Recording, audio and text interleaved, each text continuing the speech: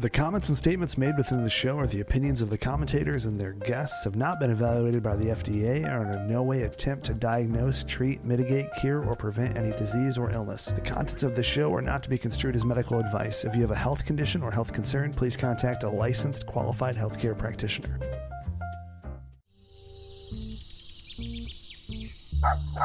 Oh my, what have you found, Franny?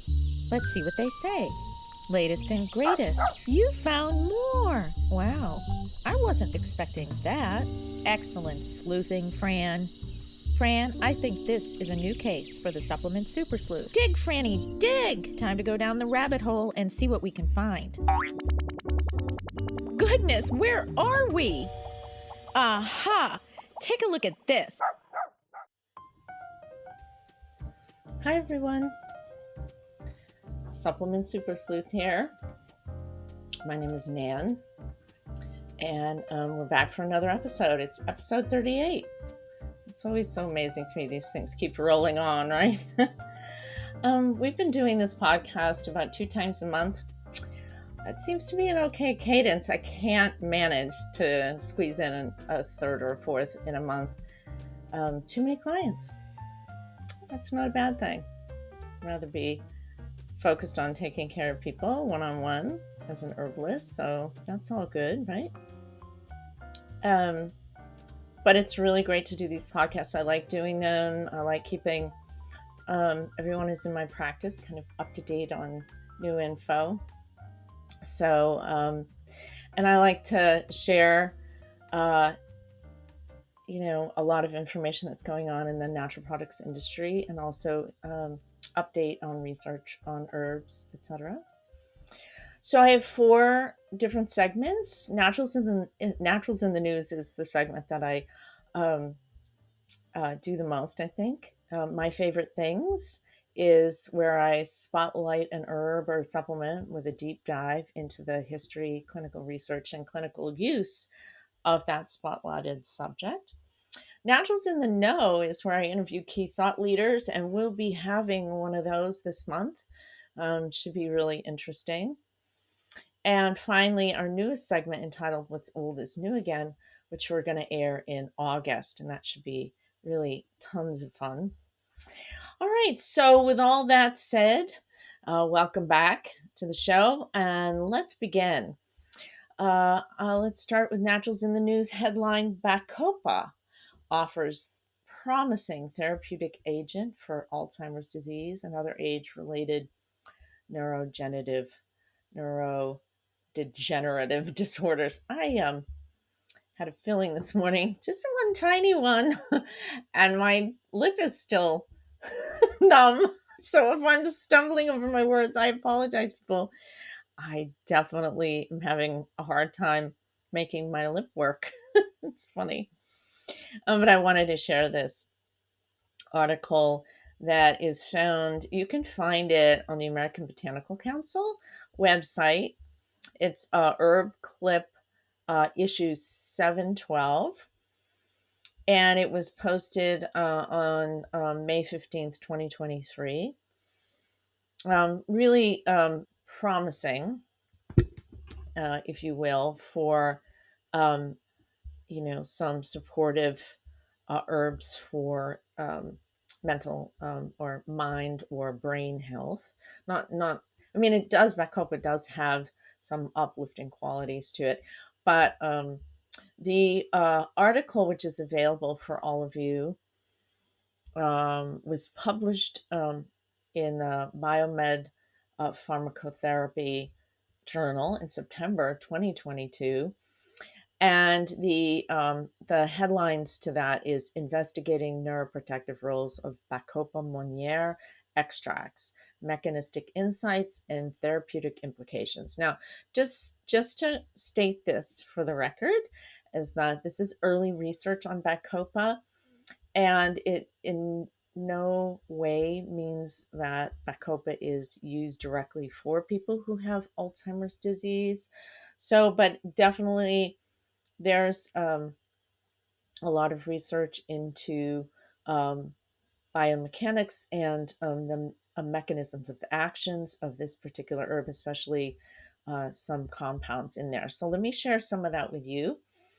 When you extract Bacopa um, correctly, this extract will contain various bioactive constituents, which are nootropic, antioxidant, antimicrobial, and analgesic activities for the central nervous system. Nootropic, of course, means affects the brain and thinking and concentration, focus, right? It has been investigated as a therapeutic agent for various diseases, namely neurodegenerative diseases. And to better understand the major phytochemicals of their pharmacological attributes, this review aimed to summarize the underlying biochemical mechanisms of Bacopa Monnier extract in neuroinflammation and neurodegenerative disease. The authors searched various publications and journal databases using relevant keywords from 2001 to 2021. So basically, a 10-year, a decade of research. And they reported on the following.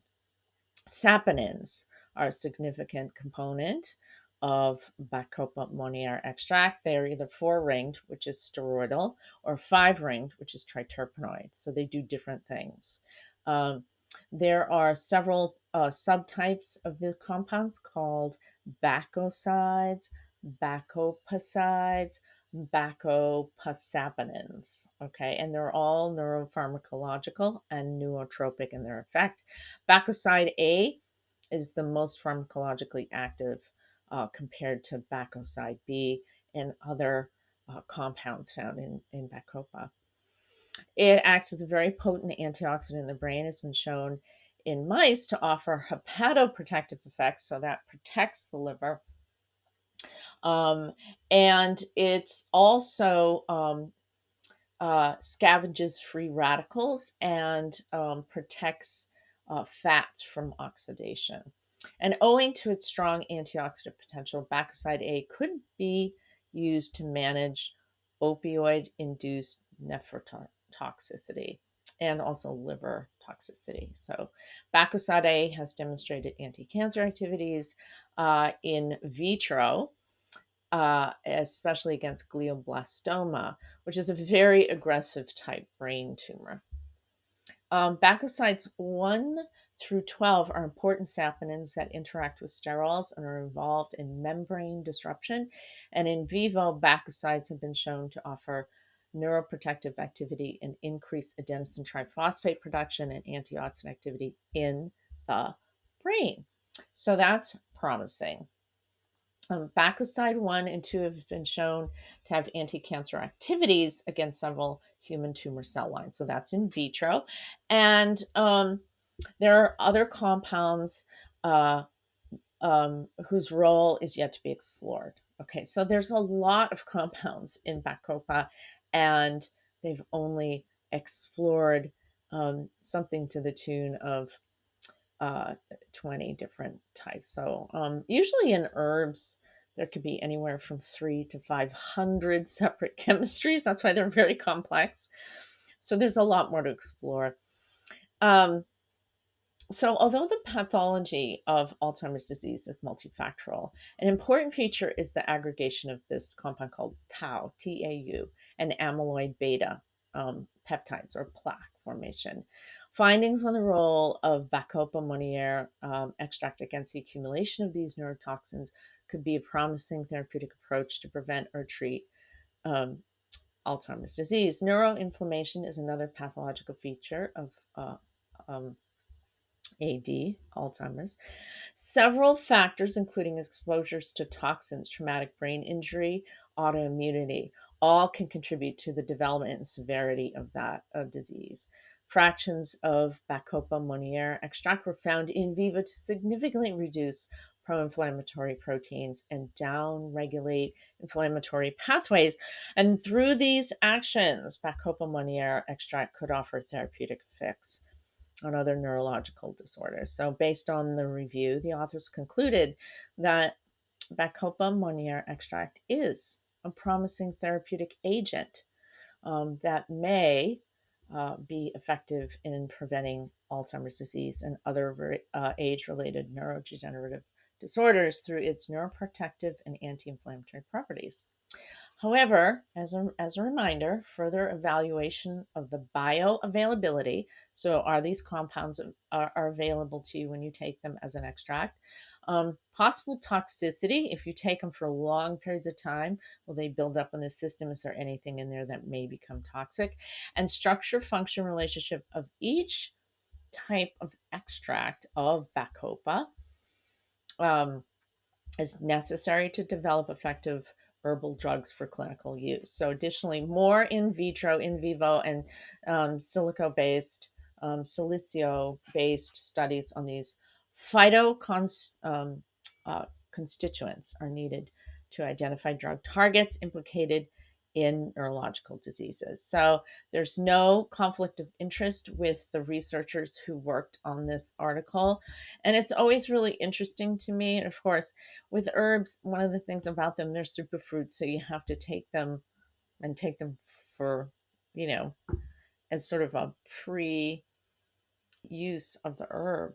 And oftentimes with herbalism, we find using them before the development of something extensive is better than waiting till after. So usually, um, pharmaceuticals are better for, once the disease is developed and it's way down the road. Pharmaceuticals generally are more appropriate at that point in time. However, um, we're learning more and more and more about the use of and the traditional use of Bacopa, and it's been used for more than 5,000 years in Ayurveda and is very effective on a daily use for just general um, mind or brain health.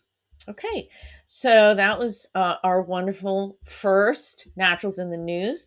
The second one, I saw a headline in American Botanical Council on banana food as medicine, right? Musa species banana, and the reason why I'm talking about that is because most people have a tendency to be more active in the summer, and of course here in Massachusetts on the East Coast, it's starting to warm up. It's summertime here right now, and people become a lot more active, which is great. And even, however, even if they're drinking more water and focusing on increasing their fluids while they're outside exercising, sometimes they still can become dehydrated. And I did an episode just prior to this one, so episode 37 on water being incredibly important. And I did say that there are foods and herbs that help us hold on to water a little bit more. Banana happens to be one of those. So fun. We're kind of doing a tie back to um, a prior episode. But I really wanted to share this. You can also find this in posted in the American Botanical Council. It's an herbal egram. It was issued on the 5th of May, and it basically is entitled Food as Medicine Banana. So, banana is it's a long traditional use and trade for bananas, right? In 1707, excuse me, Carl Linnaeus from 1707 to 1778 classified the banana species. In the 18th century, with the genus named in honor of Antonius Musa, who is a Greek botanist. And in 1955, further studies of the plant resulted that it needed to be reclassified. So now it is Musa species. They've been consumed as food and also used in traditional medicine systems for approximately 10,000 years. Ancient peoples used all parts of the banana, okay? The ripe fruit was used for dehydration, dysentery, excess menstruation. It was also used for arthritis, inflammation, cough, and bronchitis.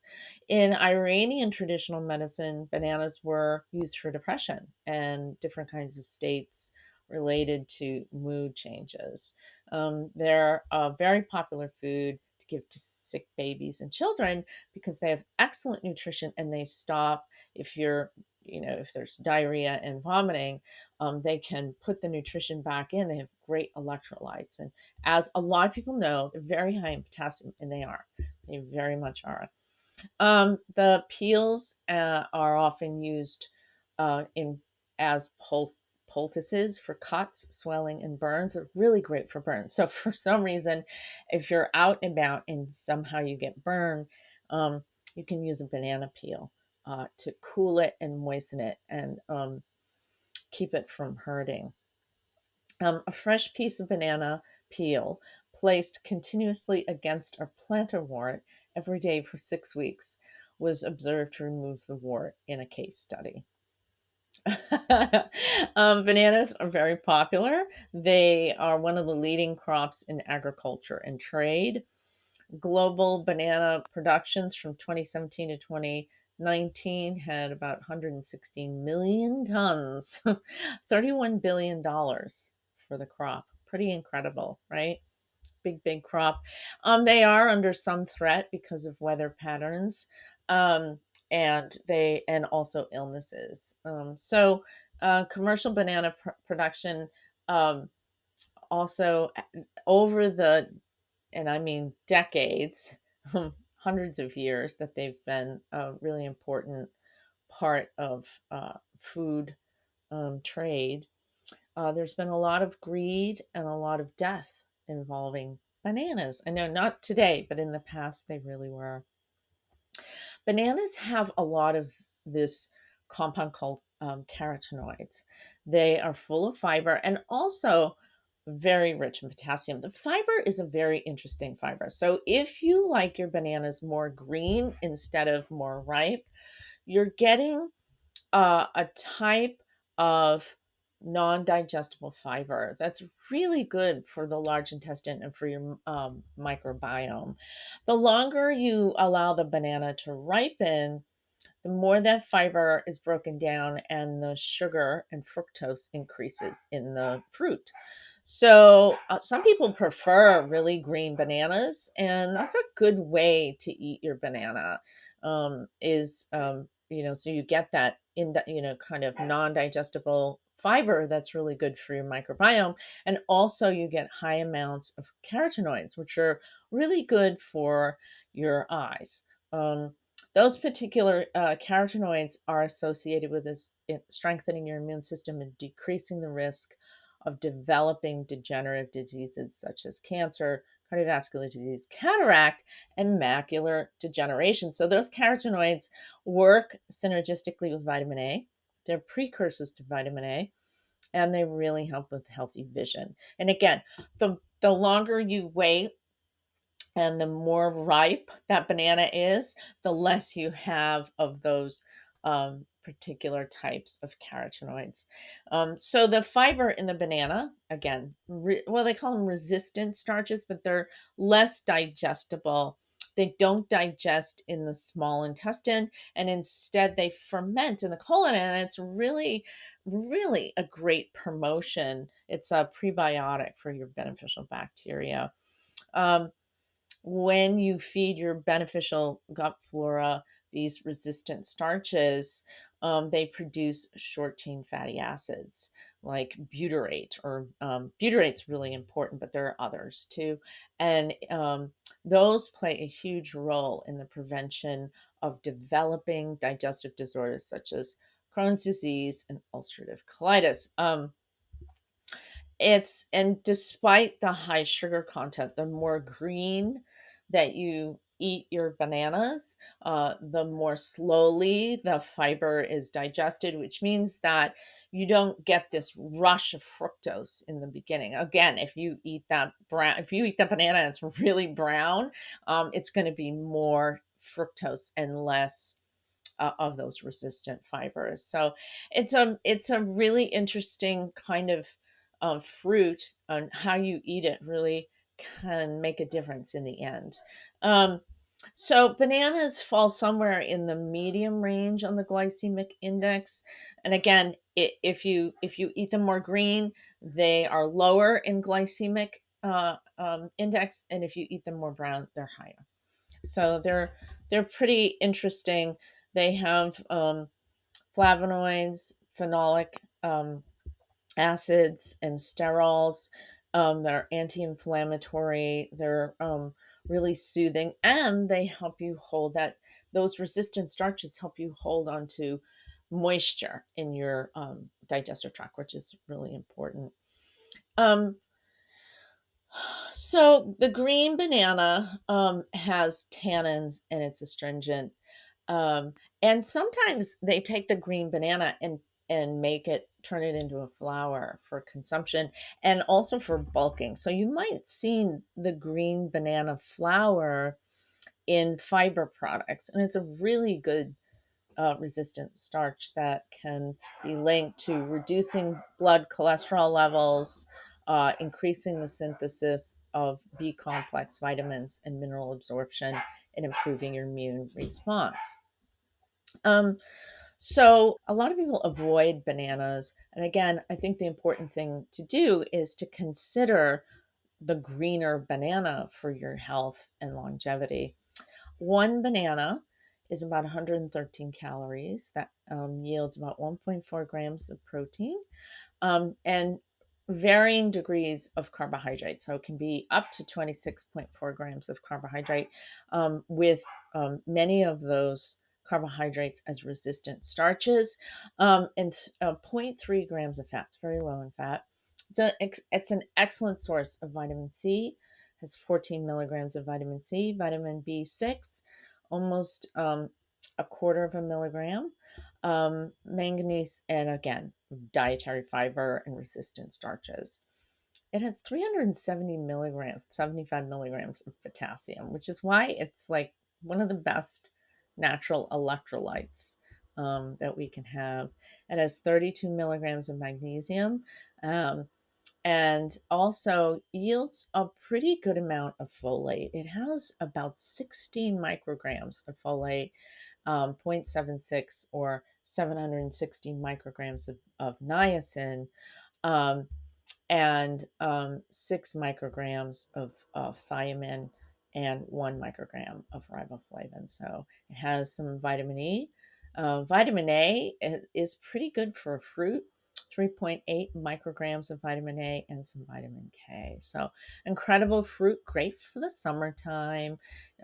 Eat them green. Learn how to eat them green, and they'll be better for you. And that resistant starch makes you feel full, and it's really good for your microbiome, for your beneficial bacteria. And it can really restore you, help you to hold on to fluids when you're out exercising in the hot sun, or during a hot and humid period. Okay.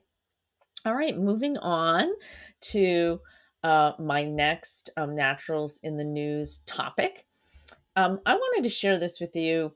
The headline said, flowing fluids shape the social life of gut microbiomes. And of course, this ties in to the conversation about how do you keep fluids in your gastrointestinal tract? Because just because you drink it, it goes into the stomach, doesn't necessarily mean that it's going to keep flowing all the way through. In fact, a lot of people who drink a lot of water still have a very dry colon and can have very dry stool. So, how does that happen? Where do you lose the water? How do you hold on to the water? How do you keep um, your microbiome sufficiently hydrated? So, it's not just about you drinking water. How do you hold on to water? So, I wanted to share this with you because researchers are also trying to figure out how do you hold on to water, right? So, this was June 28th, 2023, found in Cell and Microbiology. Uh, Physics organization does an online news piece that I really, really like. And basically, the headline says, Flowing fluids shape the social life of gut microbes. The gut commensals um, uh, talk. So all these bacteria talk to each other. So the good ones, the bad ones, whatever, they communicate with each other. So I'm going to share that with you because that's, if you didn't know that, it's pretty cool. A groundbreaking study reveals that the flow of fluids can imbalance the spatial organization of bacterial communities that inhabit our intestines, revealing an overlooked factor potentially mediating our microbiome and gut health. Our gut is home to a diverse community of bacteria known as gut microbiota. These bacteria play a crucial role in our health by supporting digestion, and they also then produce essential nutrients that we need. They give them back to us, maintaining this very balanced system and supporting our immune system. It also affects our mood and behavior. So, understanding the factors that shape gut microbiota composition is really crucial, as disruptions in this delicate balance have been associated with different health conditions such as inflammatory bowel disease, obesity, and metabolic disorders. And yes, if your gut microbiota is off, it could be contributing to your changes in metabolism and putting on weight. So, in a new study published in the Proceedings of the National Academy of Science, um, scientists uh, now provide new insights into how the physical forces of flowing fluids in our gut shape bacterial communities. Working with the lab, um, the School of Civil and Environmental and Architectural Engineering and colleagues, the work provided an insight into this very intricate mechanism by which these bacterial species share nutrients with each other, share communication with each other, and it's all around the flow of fluids. Okay. So, understanding that role of how fluids flow in our gut and between the gut bacterial species, they looked at two um, that are known to be really beneficial to us and that are often in healthy human guts. So, Bacteroides fragilis and Bacteroides uh, fetatomicron. So, these two types of Bacteroides um, were watched, and they looked at how they share nutrients, how they share communication through the flow of fluids. Okay, so they simulated this intestinal environment, and they grew the bacteria and these bacteria grew healthy in their biofilms. They create these multicellular communities called biofilms, right? So once they had a really healthy population, they watched and were able to understand the physical principles of guiding the organization of these microbiota communities. The study showed that the flow of fluids within the gut influences how the bacteria interact and exchange byproducts of metabolism, and how they continue to form biofilms and attach to the inner surface of the intestine. Okay, and in addition, the exchange of these public goods between these bacteria also help shape how they created uh, their biofilm communities, right? So the fluid flows that resemble the ones these bacteria experience in human colons strongly impact spatial organization, composition of the communities, and distribution of all of their nutrition. So they work together, but it happens through the flow of fluids. So it's very interesting. When the flow is too strong, the concentration of the beneficial byproducts decreased. When the flow was too weak, it also limited the growth of the biofilms and they started to suffer. So the upshot of this very interesting um, research on our gut microbiota, just looking at it kind of through a microscope, is that we still have what I call the Goldilocks effect, right? Can't be too much, can't be too little, has to be just right. And how do you get there, right? How do you get to just right? You have to be mindful of how much moisture you have. If you overdo it, which most people don't have a tendency to overdo it, but sometimes it can happen, right? You're going to affect the nutrient capacity of your biofilm communities. If you underdo it, right? Again, these beneficial biofilms are going to not survive. So the fluid is as important as the nutrients themselves. That is a gateway for them to share nutrition, share communication, and become robust within the gut, within the gut itself. So that I wanted to share with you, again, just sort of underscoring and tying back to our Water is Life episode 37. And if you haven't heard it, go back and take a look at it. It was on my favorite things. We have more support for, keeping moisture in the body, however we do, whether it's with banana or watermelon, or with marshmallow or slippery elm, or with Rhamania, which is an incredible herb. Or I had someone reach out from the natural products community, and he said, Nance, don't forget our medicinal mushrooms. And he said tremella. And I said, oh yeah, and poria also does that as well. So we have beneficial herbs, superfoods, and mushrooms that help us hold on to moisture in a way that actually benefits our microbiota. So okay, one last thing for naturals in the news. And if you hear if you hear drilling and hammering and whatnot, that's because I'm having work done on the clinic. But I wanted to share a review of a book I just read. And oftentimes on my website,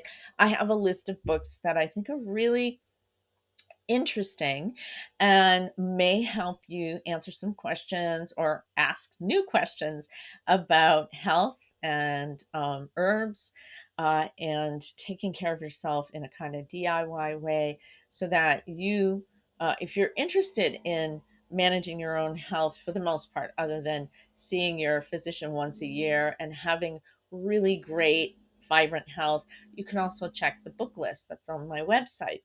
But I oftentimes will read whole books that are related to new health concepts, and this one I really enjoyed, and I wanted to share it with you. I just recently finished reading it, and I thought you might be interested in it. And the book, um, I think, is relevant and applicable even for lay people. So I don't think it would be over your head, even if you don't have a science background or you aren't a practitioner.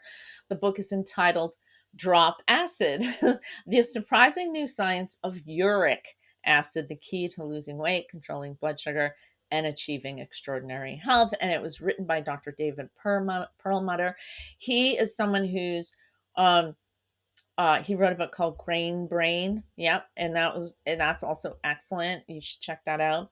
Dr. Perlmutter contends in his book called Drop Acid that even modest uric acid elevations can have pernicious long-term consequences if left unchecked. Okay, so he really feels that people will improve their health by intentionally, through their diet and some supplements, to focus on dropping their uric acid level. So it's just another thing to put your mind to. A lot of people focus on their cholesterol levels or their A1C if they're diabetic or pre-diabetic, or they're focused on their glucose levels, or they're focused on electrolytes or vitamin D. I'm very focused on vitamin D. When I ask, are we doing a blood test at my PCP? And she'll say, yep, we're going to take a look at it because it was a little low last time I saw you, or, how's it doing? So we have um, blood tests that even lay people kind of say, I really want to take a look at that. I wonder how I'm doing. And Dr. Perlmutter is saying we should take a look at uric acid. So conventional medical wisdom holds that uric acid is generally harmless, an inert form of metabolic waste. Most physicians are trained to see it as trivial, incidental byproduct of biology, but contemporary research reveals that this compound is anything but meaningless or unworthy of our attention. Some people know about their uric acid levels because they have gout. And gout is related to uric acid levels that are over 7 milligrams per liter. And Or kidney stones too. Some people have recurrent kidney stones, and it's very much linked to the uric acid levels. But most people haven't heard of it, and only very few can recite their uric acid levels the way that they do cholesterol or glucose or C-reactive protein or their PSA levels, right? Which is, I think, becoming a thing of the past, but we'll talk about that later. Physicians themselves often ignore uric acid, and they don't often uh, test for it in blood tests or urine tests. Actually, it's urine tests. They don't often test for it unless they suspect gout or see cases of recurrent kidney stones. So, in reality, uric acid rises far more than just a risk factor for gout or kidney issues. And according to Dr. Perlmutter's book, elevated uric acid is a very common thread linking to a striking number of chronic conditions such as obesity, insulin resistance, type 2 diabetes, non alcoholic fatty liver disease, hypertension, artery disease, stroke, and neurological disorders, including Alzheimer's. So the book Drop Acid draws on the work of Dr. Richard Johnson, a University of Colorado nephrologist who is among the world's uric acid experts and who guided Dr. Perlmutter in developing this book. It lays out a very strong case that um, asymptomatic hyperuricemia is driven largely by excessive fructose intake. There it is again, right? Precedes the development of elevated blood glucose, hypertension, dyslipidemia, weight gain, and chronic inflammation. It's not a new concept. More than a century ago, there was a Scottish physician by the name of Alexander Haig, like the Hague Conference, right? Haig. Um, and he recognized a connection between elevated uric acid levels and conditions like migraines, depression, epilepsy, diabetes, obesity, and cardiovascular disease. Hey, Dr. Haig published a book on this in 1896, but his ideas kind of failed to impress his medical contemporaries who insisted that uric acid was harmless, except at extremely high levels. So that kind of became, you know, the everyday conversation about it. Haig was obsessed with what he calls dietary purines. Okay. He thought that was the main driver of uric acid elevation. And he advocated a highly restrictive, purine free diet that eliminated red meat, legumes, shrimp and shellfish, and many common vegetables. Okay, but Dr. Perlmutter states in his book, Drop Acid, that it's time we put uric acid where it rightfully belongs in terms of measuring it and following it over time, as we do um, with BMI, right? Blood pressure, fasting blood sugar, and fasting blood insulin. We need to recognize how we affect uric acid based upon our lifestyle choices. And Dr. Perlmutter feels it's really important because elevated uric acid is upstream of all of these other metabolic problems that are at basically epic levels in our world today, right? And as that relates to uric acid, the laboratory norms were developed in the context of gout. So um, the measurement um, of uric acid related to gout is 7 milligrams per liter. Okay, and then cardiovascular risk begins at 5.5 milligrams per liter, not 7. So if you're at the level of gout, you're already in kind of in that arena for a change in your metabolism, insulin insensitivity, um, more fat storage, and definitely a possibility for other kinds of cardiovascular incidences. So, and according to Dr. Perlmutter, when you look at the literature, he felt like it really hits home. For example, and I love this part of the book, One study appeared in the Journal of Arthritis and Rheumatism in 2009. It was an 8-year study involving 42,000 men and 49,000 women. The authors found that those individuals who had uric acid of 7 milligrams per liter or greater during the study had a 16% increased risk of all-cause mortality, death from any cause.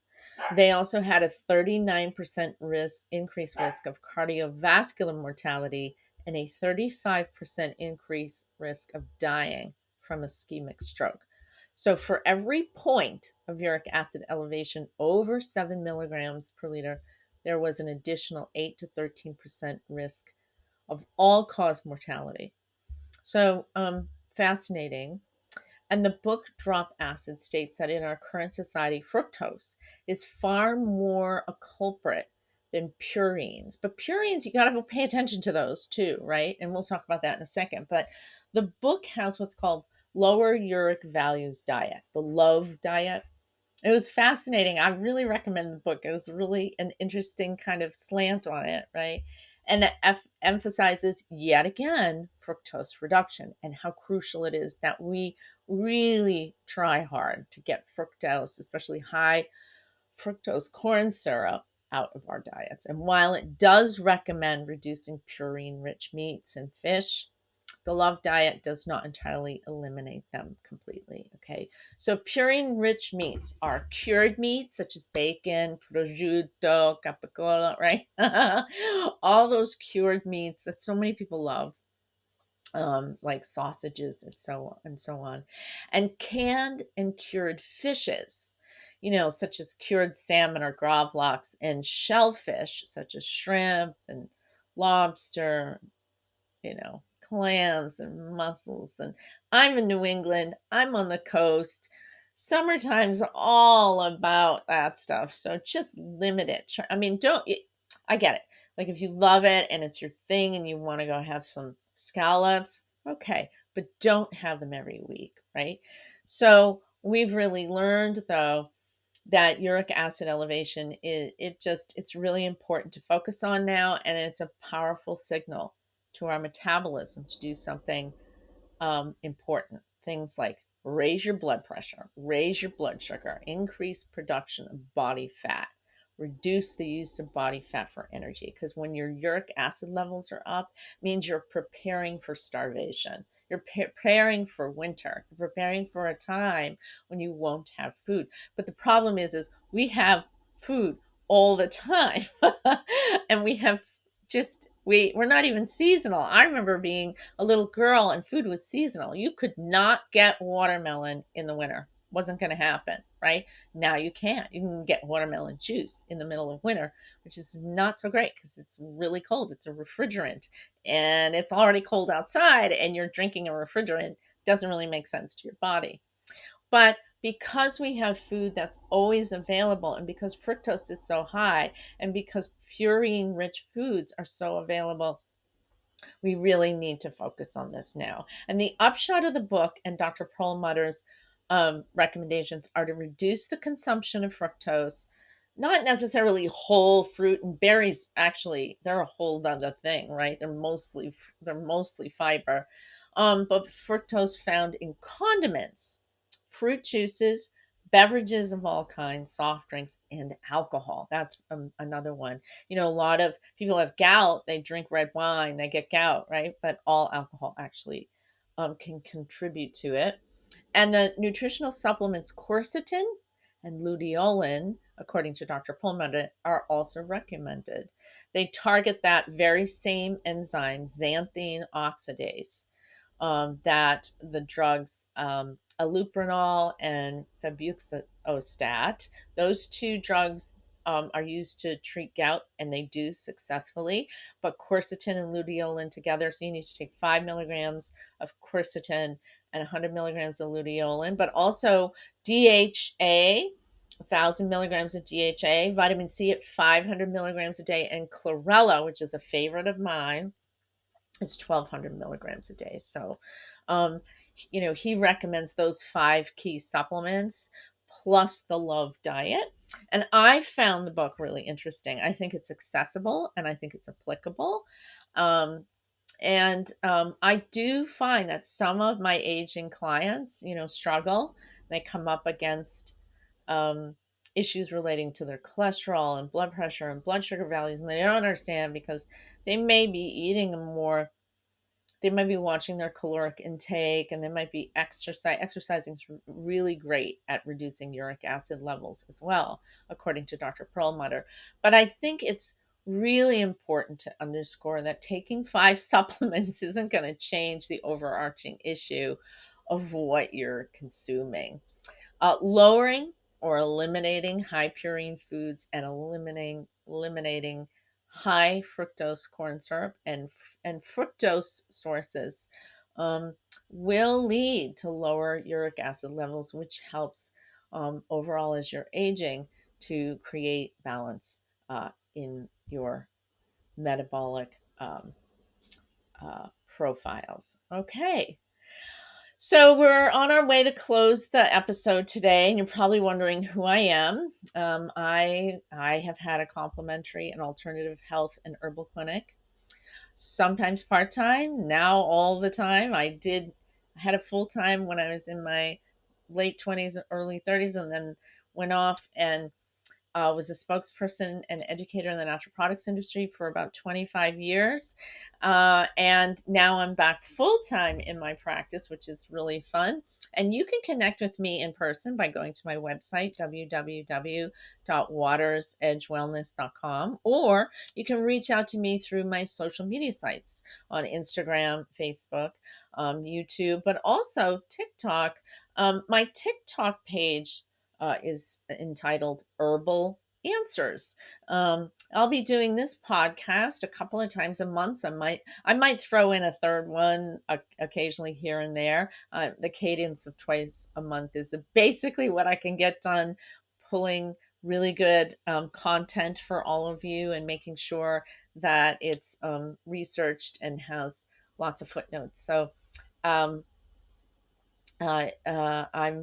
really dedicated to sharing perspectives of natural health and healing, and I also will be interviewing key people and thought leaders in the natural products and natural healing industry, so that you get their perspectives as well. And if you don't mind, please subscribe to and like my Facebook, Instagram, YouTube. My TikTok page, again, is named Herbal Answers. It's also a good place to reach out to me if you have questions, or if you want to ask to hear something. If there's something that you have questions about and you really want to hear my perspective on it, I'm here. Just go ahead and post it in the TikTok or in Instagram, and I'll be really happy to fit that into one of our episodes. Okay. And with all of that, I'll say take good care of yourself, and I hope to see you soon. Well, Super Sleuths, we've conducted a very thorough investigation of this case, and we've learned a lot. Fran, you can show us the way home now. What are you doing?